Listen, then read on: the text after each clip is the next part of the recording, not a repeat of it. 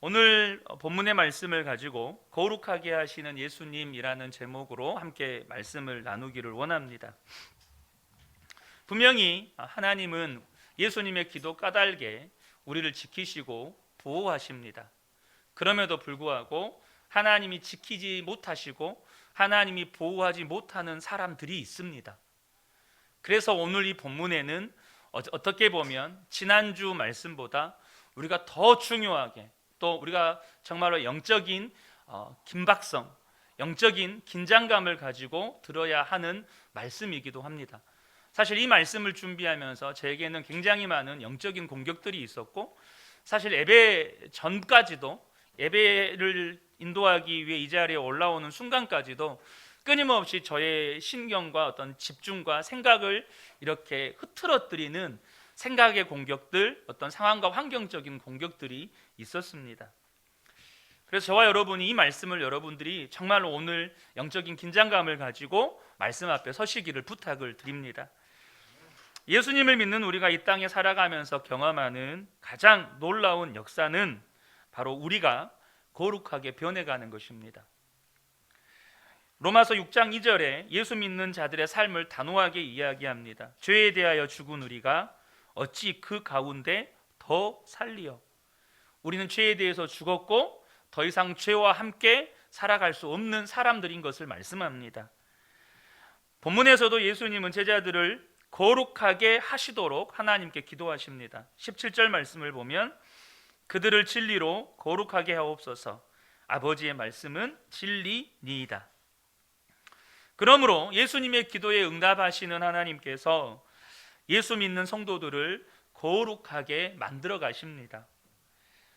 이것이 예수를 믿는 우리에게 일어나는 놀라운 하나님의 역사이죠. 하나님이 저와 여러분을 그렇게 거룩하게 만드시려고 하는 목적이 뭘까요? 고린도전서 6장 9절과 10절을 보겠습니다. 불의한 사람들은 하나님 나라를 상속받지 못하리라는 것을 알지 못합니까? 착각하지 마십시오.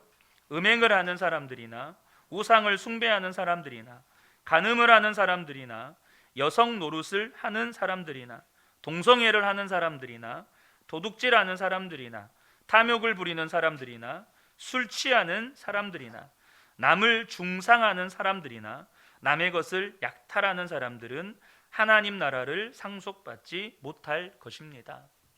여러분, 불의한 사람들, 거룩하지 못한 사람들은 결코 하나님의 나라를 상속받지 못합니다. 히브리서 9장 14절 15절은 말씀합니다.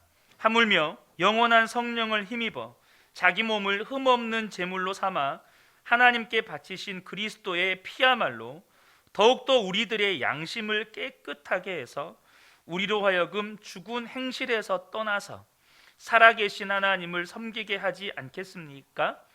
예수의 피가 저와 여러분으로 하여금 죽은 행실에서 떠나서 거룩한 삶을 살아가게 만든다는 뜻입니다. 그러므로 그리스도는 새 언약의 중재자이십니다. 그는 첫 번째 언약 아래에서 저지른 범죄에서 사람들을 구속하시기 위하여 죽으심으로써 부르심을 받은 사람들로 하여금 약속된 영원한 유업을 차지하게 하셨습니다. 이 말씀에 비추어 보아서 하나님이 저와 여러분을 거룩하게 만들어 가시는 이유가 무엇입니까? 하나님 나라를 상속받게 하시기 위함입니다.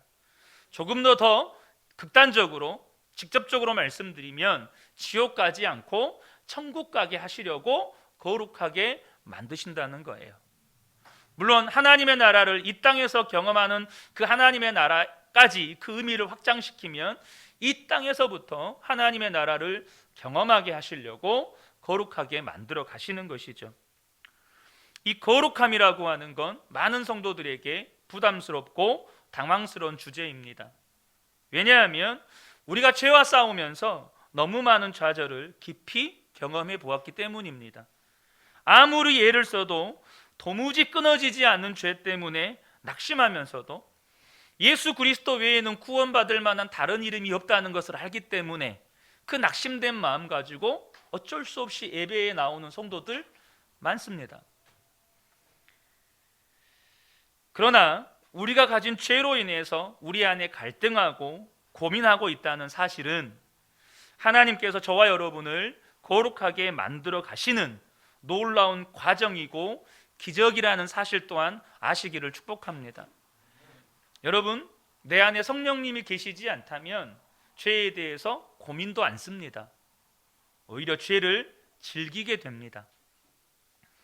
요한일서 5장 18절에서 사도 요한은 이런 말씀을 합니다. 하나님께로부터 난 자는 다 범죄하지 아니하는 줄을 우리가 아노라. 지금 사도 요한은 하나님께로부터 난 자는 한 사람도 외에 없이 범죄하지 않는다는 것을 안다라고 기록하고 있어요.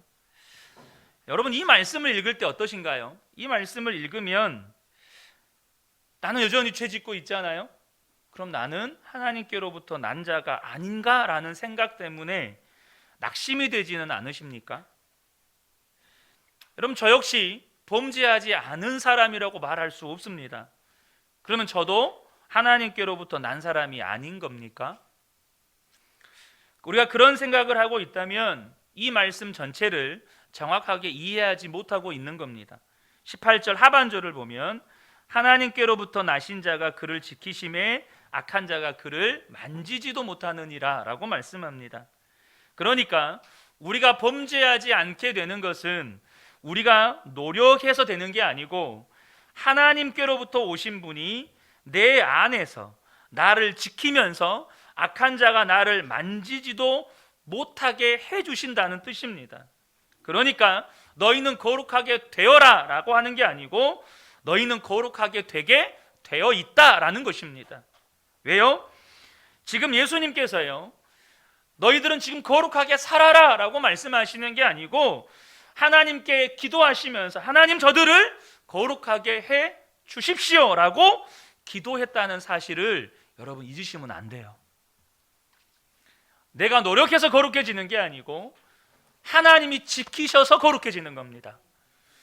내가 노력해서 범죄하지 않게 되는 게 아니고 예수님께서 악한 자가 나를 만지지도 못하도록 나를 지키시기 때문에 내가 거룩해져 가는 거예요. 예수님께서 이렇게 기도하셨고 하나님께서 이 기도에 반드시 응답하십니다. 자, 그럼 우리가 정말로 거룩하게 살 수 있습니까? 결론부터 말씀을 드리면 그렇다라는 것입니다. 오늘 예수님이 하신 기도를 저와 여러분이 주목하셔야 돼요. 예수님이 어떤 기도를 하셨습니까? 17절 보겠습니다. 그들을 진리로 거룩하게 하옵소서. 아버지의 말씀은 진리니이다. 우리가 거룩한 사람으로 변화되는 힘은 여러분 진리예요. 진리는 아버지 하나님의 말씀이죠. 그리고 이 아버지의 말씀은 복음을 말하는 것입니다. 갈라디아서 2장 5절에 그들에게 우리가 한시도 복종하지 아니하였으니 이는 복음의 진리가 항상 너희 가운데 있게 하려 함이라. 복음의 진리라고 말씀하시죠. 그러니까 저와 여러분이 어떻게 무엇 때문에 거룩하게 되는지를 분명하게 아셔야 돼요.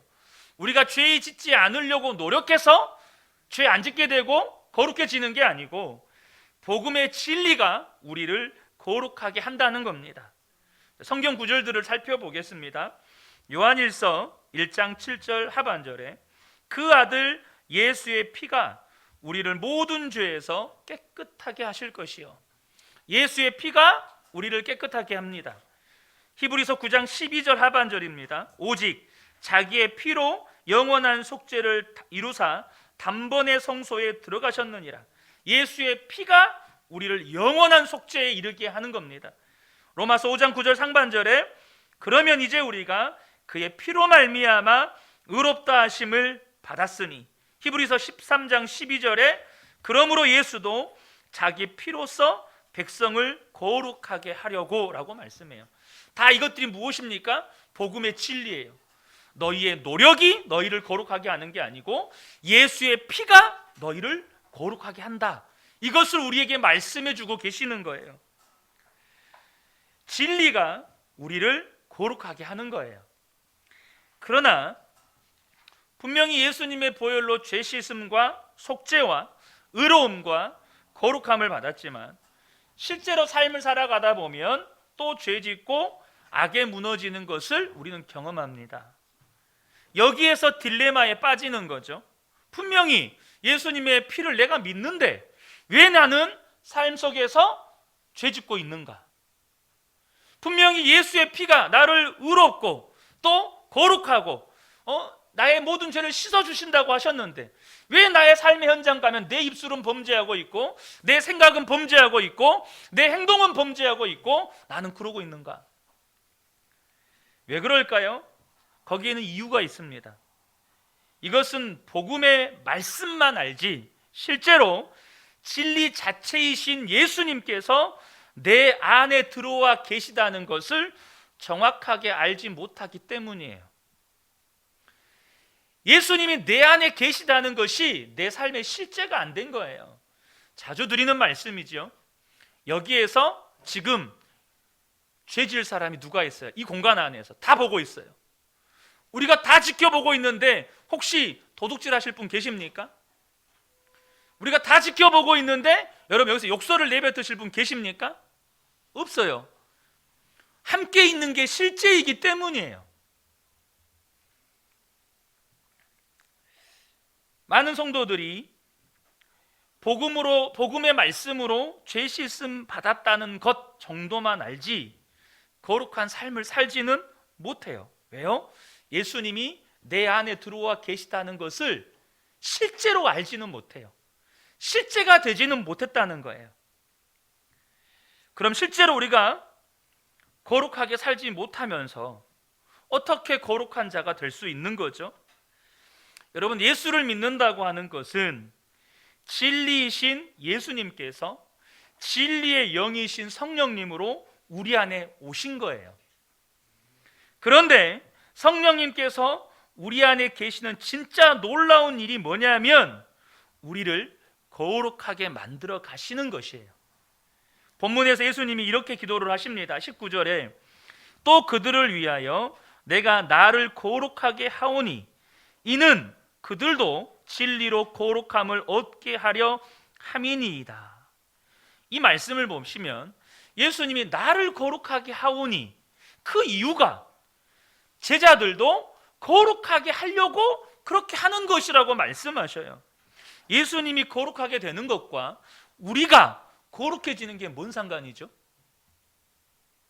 예수님이 지금 자신을 거룩하게 하는 것과 우리가 거룩해지는 게 무슨 상관이에요? 바로 거룩하신 예수님이 우리의 생명이시기 때문이에요.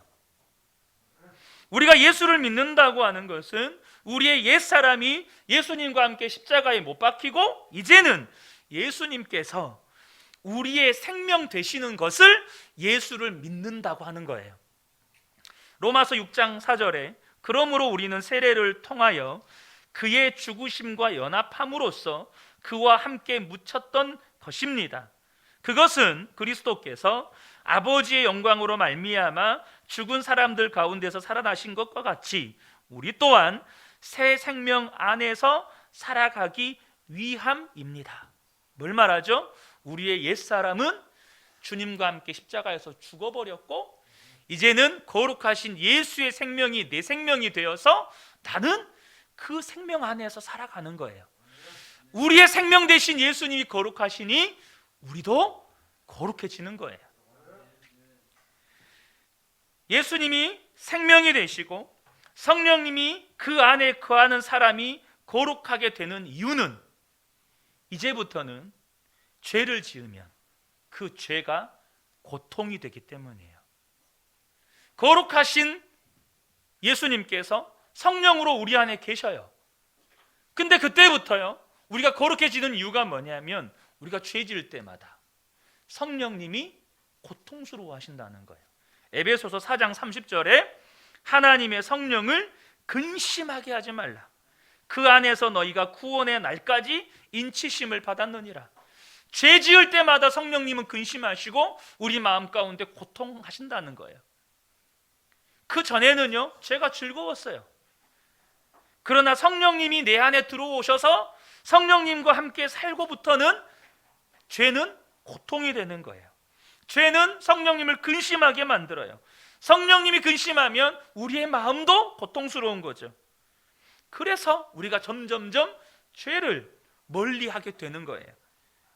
성령의 역사가 없을 때는 죄에 대해서 무감각해져요. 심지어 죄가 즐거움이에요. 제가 어렸을 때, 여러분 어린아이들이 착하다고요? 그 거짓말입니다. 제 어렸을 때 예수님 만나기 전에 저 하나도 안 착했습니다. 제가 종종 하는 말이 있죠. 저 욕 정말 잘했고요. 동네에서 골목대장이어서 애들 때리고 다녔습니다. 그것을 죄책감이라고 느껴본 적 없습니다. 애들 안 착해요. 얼마나 그 안에 악한 본성이 가득한데요. 이렇게 되면 성령님이 나와 관계가 없는, 그냥 성령의 역사가 없는 삶을 살면 죄를 이기지도 못할 뿐만 아니라 거룩한 사람이 될 수 없는 거예요. 무슨 말이냐면, 어떤 교회에 성도님들이 신내림 굿을 받기 전에 한 여인을 목사님께 데리고 왔어요. 그 귀신에서부터 그 여인을 놓아주기 위해서 이렇게 데리고 온 거죠. 이야기를 나눈 후에 그 여인을 붙들고 기도를 시작을 했습니다. 예수님의 보혈로 덮어달라고 기도를 시작하는 순간부터 그 여인이 이제 발악을 하기 시작하는 거죠. 너무나도 살기 등등한 눈으로 내가 어떻게 여기까지 왔는데 난 안 나가! 이렇게 그 입에서 악한 영이 막 소리를 지르는 거예요. 여러 목사님들과 사모님들과 성도님들이 같이 그 여자를 붙들고 기도를 해도 도무지 그 여자에게서 귀신이 떠나가지를 않는 거예요. 그때 담임 목사님 안에 그 여자의 마음의 결단이 중요하다는 것이 깨달아졌어요. 그래서 그 여자에게 예수님이라고 부르라고 했어요. 그러자 이 여자가 입을 꽉 다물고 예수님을 부르지 않는 거예요. 다시 물었어요. 당신이 정말로 이 약한 영에서 노인받기를 원하십니까? 구원받기를 원하십니까? 대답을 않는 거예요. 자꾸 물으니까 결국 하는 말이 자기는 차라리 신내림 굿을 받고 싶다는 거예요. 본인이 원하지 않으니까요. 그렇게 늦은 시간까지 몇 시간을 기도하는 기도가 다 허사가 돼버렸어요. 예수님의 보혈 한 방울이면 세상의 모든 마귀와 악한 영은 다 내어 쫓을 수 있어요. 그러나 본인이 원하지 않으면 예수님의 보혈의 능력도 아무 소용이 없어요. 가룟 유다가 예수님께로 돌이키지 않으니까 마귀의 종이 되어버렸고 자살로 목숨을 끊은 거예요. 여러분, 왜 죄를 못 끊을까요?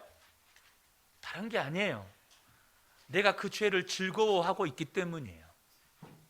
내가 그 죄를 지금 그 죄와 버타고 있기 때문이에요. 예수님의 보혈이 능력이 없는 게 아니고 내 안에 그 죄를 끊어내고자 하는 결단이 없는 거예요. 우리가 그토록 보혈의 찬송을 부릅니다. 제가 어느 아침에도 예수 십자가에 흘린 피로써 그대는 씻기어 있는가, 이 찬양 불렀어요. 여러분은 정말로 모든 죄에서, 아주 사소한 죄에서부터 지금 여러분이 아무도 모르게 은밀히 즐기고 있는 죄까지도 정말로 다 끊어버리기를 원하시느냐는 거예요. 여러분, 죄는요 즐거움이 있어요. 당장 여러분, 우리가 TV 드라마 복수하는 거 보면 어떠세요? 통쾌하시죠? 사이다, 그게 죄예요. 여러분, 남을 복수하는 거를 즐기는 그 죄가 우리 안에 있다니까요. 복수를 갚고자 하는 그것을 즐기는 마음이 우리 안에 있어요. 그것을 사이다다 이야기하죠. 통쾌하다고 이야기하고. 저희 아버지는 월남전에서 돌아오신 후에 대략 한 3년 정도 원양어선을 타셨습니다. 원양어선은 남자들밖에 없어요. 군대를 다녀오신 분들은 다 아실 겁니다. 남자들은 모이면 늘 하는 이야기가 음담패설입니다. 그 배 안에 있는 남자들도 달랐겠어요? 다 똑같죠. 그런 아버지의 영향 때문인지 제 기억에 제가 아주 어렸을 때, 그러니까 우리 애령이보다 더 어렸던 것 같아요. 어렸을 때 저희 집에는 외국 음란물 잡지가 있었습니다. 칼라로 된. 그러니까 그것이 무엇인지도 모르던 시절부터 저는 그것들을 그냥 봤어요. 집에 있으니까 봤어요. 그러니 제 안에 음란에 이끌리는 죄의 본성이 얼마나 어려서부터, 어린아이들이 얼마나 연약해요. 순해요. 얼마나 자극을 받았겠어요. 중학교 때 예수님을 인격적으로 만나고 신앙이 자라고 주의 종으로 부르심을 받고 사역을 하면서도 내 안에 그 죄악을 즐거워했다는 사실을 부정할 수가 없어요. 괴로워하고 눈물로 회개도 하고, 그렇지만 그때뿐이고, 또 얼마 지나지 않아서 그 죄악을 즐거워하는 내 모습을 볼 때면 자괴감에 몸부림칠 때도 많았어요. 그러나 지금은 그게 싫어요. 내 안에 거하시는 성령님께서 그 죄를 그토록 싫어하신다는 걸 너무 잘 알아요. 그런 생각을 하는 것 자체가 싫어요. 여러분, 어떻게 이렇게 됐을까요? 끊임없이 내 안에 계시는 주님을 바라보기 위해서 또 엎드리고 또 주님 앞에 나아가고 또 주님을 바라보고, 순간순간 내 안에 계시는 주님을 생각하면, 순간순간 내 안에 계시는 주님과 동행하려고 하면 그렇게 되는 거예요. 여러분에게 질문 드리고 싶은 게 있어요. 여러분 안에 정말로 아주 사소한 죄까지도 진짜 끊어버리기를 원하시느냐는 거예요. 이 질문은요, 여러분은 성령님과 친밀합니까? 라는 질문이에요. 성령님과 친밀함을 경험하면 죄는 그때부터 고통이 돼요. 하나님의 임재하심을 알고 하나님의 영광 안에 있으면, 내가 24시간 주님과 동행하고 친밀함 가운데 있으면 죄가 유혹이 될 수가 없어요. 여러분, 모세가요, 시내산에서 40일 동안 하나님의 임재 안에 있었어요. 그때 죄의 유혹을 받았을까요? 안 받았을까요? 죄가 들어올 틈이나 있었을까요? 이사야가 하나님의 영광을 바라보았을 때 죄의 유혹을 받았을까요? 못 받았을까요?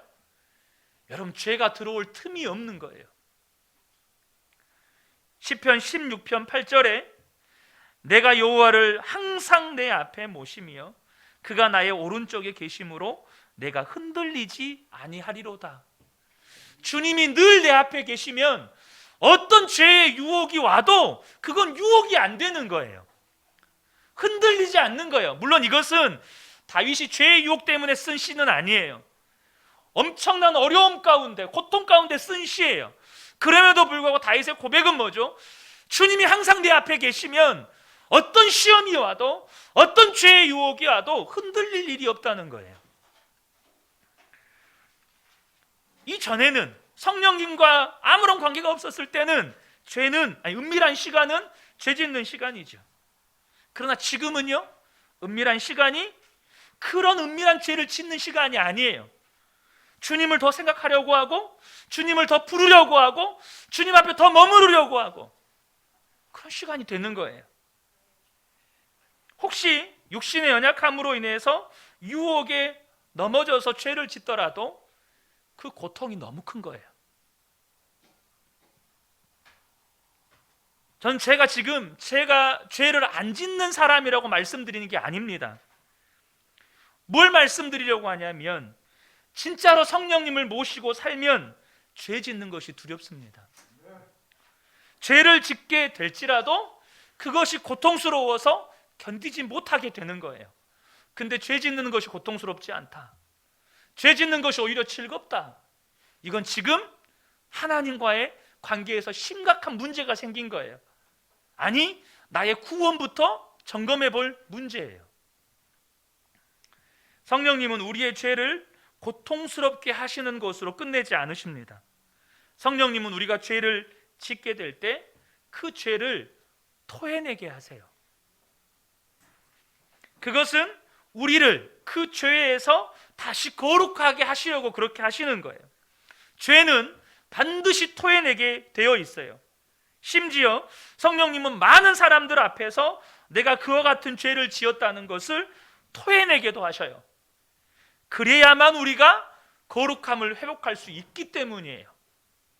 누가복음 24장 47절에 또 그의 이름으로 시영아 자막 넘어갔다. 또 그의 이름으로 죄사함을 받게 하는 회개가 예루살렘에서 시작하여 모든 족속에게 전파될 것이 기록되었으니 뭐라고 말씀하시죠? 죄사함을 받게 하는 회개라고 말씀하셔요. 그러니까 성령님은 우리로 하여금 죄사함 받게 하시려고 반드시 죄를 토해내게 하신다는 거예요. 요한일서 1장 9절에 만일 우리가 우리 죄를 자백하면 그는 미쁘시고 의로우사 우리 죄를 사하시며 우리를 모든 불의에서 깨끗하게 하실 것이요. 성령님께서 우리 죄를 사하시고 모든 불의에서 깨끗하게 하시려고 반드시 우리의 죄를 자백하게 하신다는 거예요. 그게 하나님이든 사람이든. 여러분, 교회 역사 속에서 부흥의 시작은 언제나 회개가 있었어요. 그렇게 죄를 고백하고 나면 약속대로 죄에서 씻음을 받고 성령의 능력을 회복해요. 야고보서 5장 16절에 그러므로 너희 죄를 서로 고백하며 병 낫기를 위하여 서로 기도하라. 의인의 간구는 역사하는 힘이 큼이니라. 우리가 죄를 고백하면 성령의 역사가 다시 강하게 일어난다는 거예요. 성령의 역사가 회복되기 시작한다는 거예요. 반면에 성령님과 친밀한 교제가 없는 사람일수록 죄에 대해서 무감각해집니다. 여러분, 이거 아셔야 돼요. 지금 내가 죄에 대해서 무감각해져 있다. 그것은 성령님과의 친밀함이 지금 끊어져 있다. 이 의미인 거예요. 그래서 죄의 유혹이 되고 죄가 즐거움이 돼요. 이런 상태가 되는 것을 조심하셔야 돼요. 하나님은 결코 이런 사람들에게 복 주실 수 없어요. 안 주시는 게 아니라 못 주셔요. 심지어는 주님께서 무서운 말씀이시지만 이렇게도 말씀하셔요. 반드시 죽게 된다. 로마서 8장 13절에 너희가 육신대로 살면 반드시 죽을 것이로되 영으로서 몸의 행실을 죽이면 살리니. 육신대로 살면 죽는데요. 어느 목사님이 어느 여집사님을 상담한 이야기입니다. 이 여집사님이 뜨거운 은혜를 체험했어요. 방언을 하고 입신을 하고 심지어 천국까지 환상으로 다녀왔어요. 그런 다음에 신앙생활 자체가 완전히 바뀌었어요. 너무너무 즐거워진 거죠. 그러나 마음에 고통이 하나 있었어요. 그게 뭐냐면 아직도 예수님을 안 믿는 남편의 문제였습니다. 날마다 밤늦게 술에 취해 들어오고 입으로는 사탄이 좋아하는 말만 내뱉는 거죠. 저희 아버지가 그러셨어요. 찬송가를 개사를 해서 하나님 욕을 얼마나 하시는지 저희 아버지가 그러셨어요. 그런 남편과 산다는 것이 이 여자 집사님에겐 지옥처럼 느껴졌어요. 그런데 교회만 오면 말이 통하고 은혜가 통하고 그러니까 너무 좋은 거예요. 그런데 어느 목사님이 이 여자 집사님 마음에 들어오기 시작한 거예요. 그 목사님과 만나면 그렇게 좋고 은혜가 되고 기쁜 거예요. 내가 왜 이런 생각을 하지? 이러면 안 되는데. 근데 그러다 보니 이 목사님과 함께 살면 얼마나 좋을까? 이 생각이 든 거예요. 아무리 마음을 다잡아도 이 마음이 해결이 안 돼요. 그래서 이 담임 목사님을 찾아와서 상담을 한 거예요. 솔직하게 고백하고, 얼마나 귀한 용기입니까? 솔직하게 고백하고 여러분 상담을 했어요. 목사님 어떻게 하면 좋겠습니까? 도무지 유혹이 끊어지지가 않습니다. 그래서 그 목사님께서 여자 집사님에게 그런 말씀을 해주셨어요.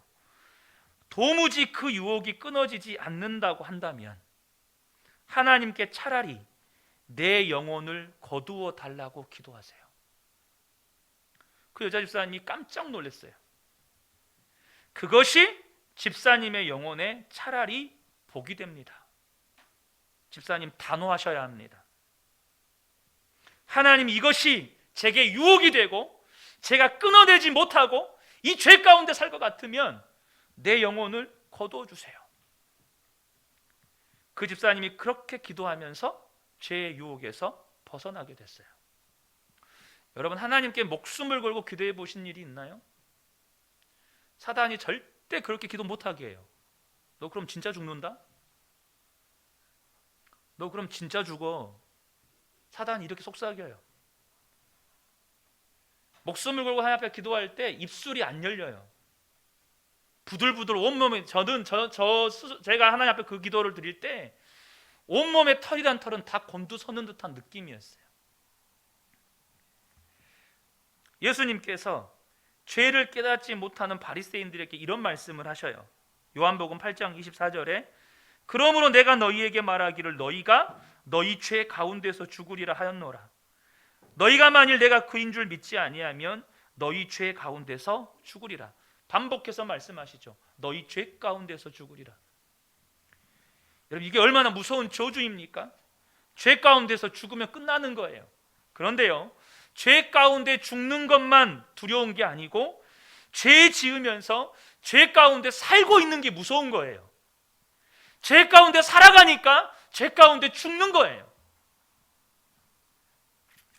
여러분, 우리가 죄에 대해서 두리뭉실, 어영부영, 구렁이 담 넘어가듯 그렇게 넘어가시면 안 돼요.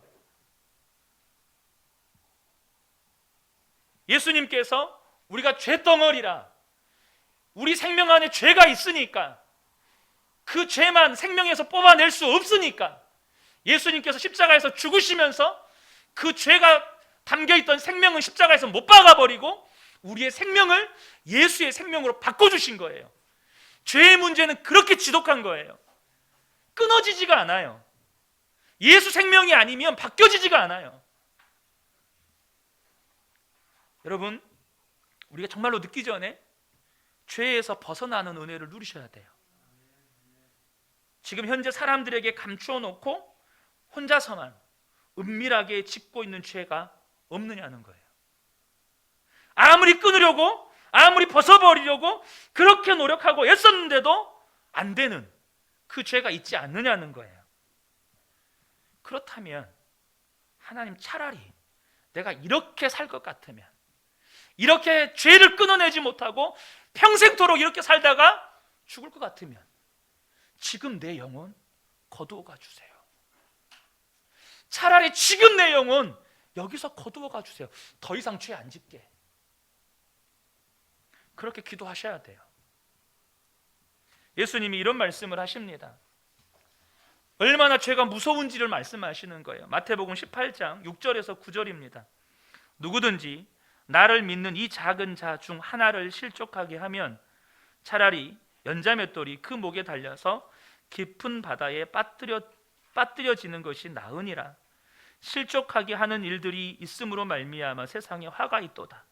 실족하게 하는 일이 없을 수는 없으나 실족하게 하는 그 사람에게 화가 있도다. 이 말이 무슨 말이죠?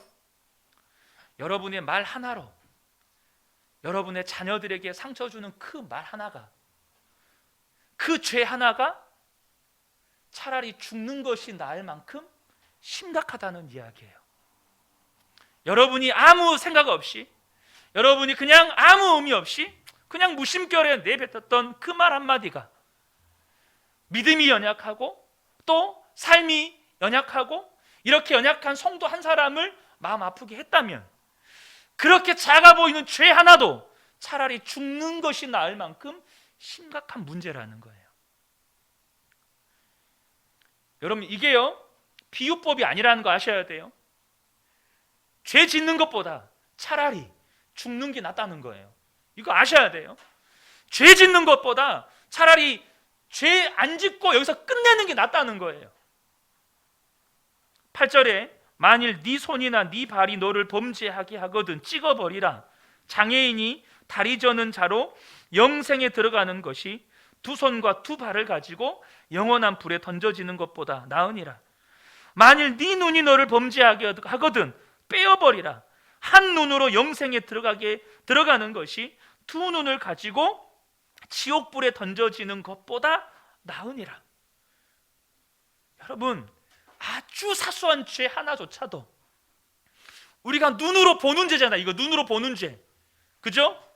손으로 뭔가를 잡는 죄잖아요. 그게 뭐 얼마나 심각해요. 눈으로 우리가 뭐 보지 말아야 하나 봤다는 게 그게 얼마나 심각한 거예요.